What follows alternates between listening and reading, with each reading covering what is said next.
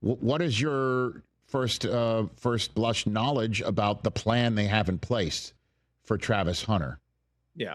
Well, first and foremost, I can't wait because, and I'm sure you're Right. the same way. Oh Like yeah. this, I mean, this might be the most I've covered the league 20 years. This might be the most interesting prospect I can remember. In 20 years of covering the league, Well, there's Albert, just never been. you and I have done many a schedule release show together back in the Yep. day. I don't recall the last time I said I can't wait to see the schedule to see who Jacksonville's playing first. Yeah. Yeah. You I know, mean, certainly that this puts them on the map, and at least early in the season, we'll see how it goes. You know how these things can be fleeting, but like at least early in the season, yeah. I mean, when I have the Sunday ticket on, I'm going to be watching to see what Travis Hunter's doing, no question. The plan for right now is actually, I think the reverse of what some teams, I did say most teams would have done. And to be fair, Cleveland was planning this way too. If you heard Andrew Barry talk before the draft, he outwardly said it, like we're looking offense first.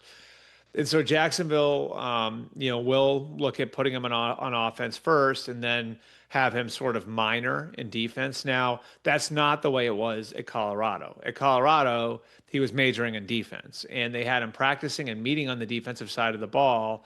And the reason why I think is pretty logical, and this is the way most football people would see it, is on offense, you're dictating to the opponent.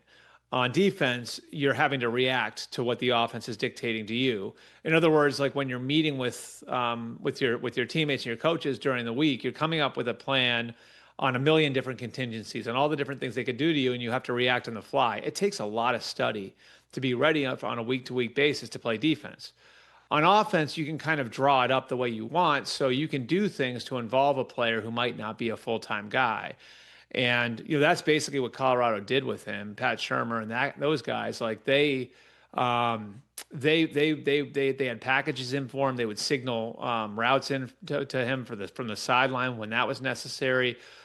They were doing what they needed to do to make it work on offense because they felt like he had to spend his time on defense. And that's what's intriguing about him as an offensive player too, by the way, is like he may, because he hasn't spent as much time on that side, just be scratching the surface of what he is as a receiver. But obviously the Jags, I think, see it as, we can turn him into a difference maker right away on offense, and that'll help us more right away. And then you see like how fast they're going to bring him along on defense. But it'll be interesting to see because again, it's like the reverse of the way he was doing it at Colorado. interesting. The reverse of the way he was doing it at Colorado. I just want to see him out there every snap. Just Yeah. honestly, like let him tap his helmet and tell you when it's time. Otherwise, just go for it. Well, the kid's the one thing I loved about him. He doesn't seem to be anything but loving the moment and living in it. Like dancing to going out on the stage before the draft. Dancing to Whitney Houston cover songs. And then So living his life, man.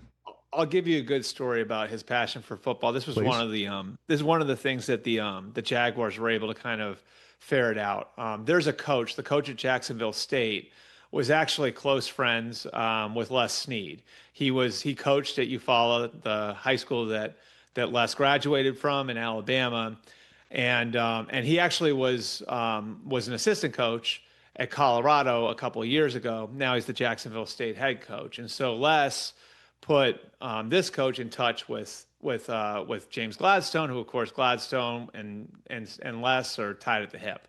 So this coach told James Gladstone. So maybe one of the coolest things about what he was doing for us at Colorado was in between series, he was picking up on stuff while he was out there. So he was giving coaches like the full 360 view of what he was seeing out there. So he could tell them as a receiver, like, here's what I'm seeing from the defense. And he could also tell them why it was happening because he could think like a corner. And the same thing the other way around. He could go out there as a corner and say, this is what they're trying to do with us with this receiver, because he could see it through the receiver's eyes and through the offense's eyes. And you can't do that unless you're fully invested in football. You know what I mean?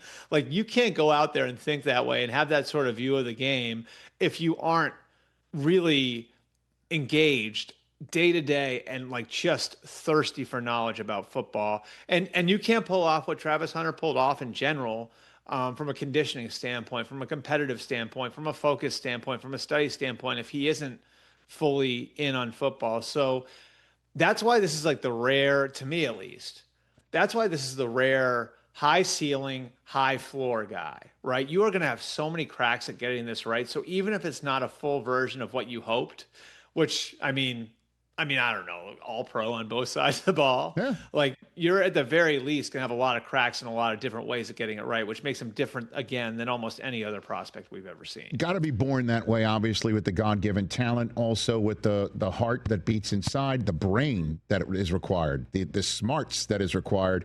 And then also, again, just hearing how I'm picking up on this nuance, the way that they're playing me, the way that they're standing there, the way that the scheme is, the way that this is happening, and being able to do it on both sides of the ball, left and right football brain, is exactly the influence of Deion Sanders. I've heard Deion talk all the time about when somebody winds up, somebody stands across me like this, I know that's how they're going to play me like that.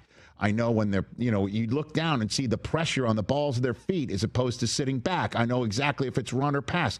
That's what he clearly has helped create a unicorn. And I could not be more happy for Jacksonville Jaguar fans. Albert Breer here on The Rich Eisen Show. Catch The Rich Eisen Show live weekdays from 12 to 3 p.m. Eastern on Roku Sports Channel in the U.S.